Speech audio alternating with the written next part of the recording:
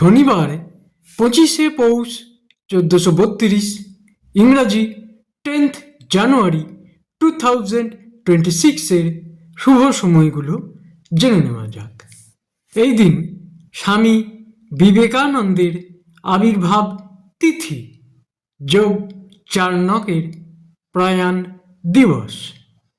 দিনের শুভ সময়গুলো হলো সকাল 7:50 থেকে 9:55, দুপুর 12:08 থেকে 1টা, দুপুর 2:25 থেকে 2:55, রাত্রি 1:07 থেকে 3:40।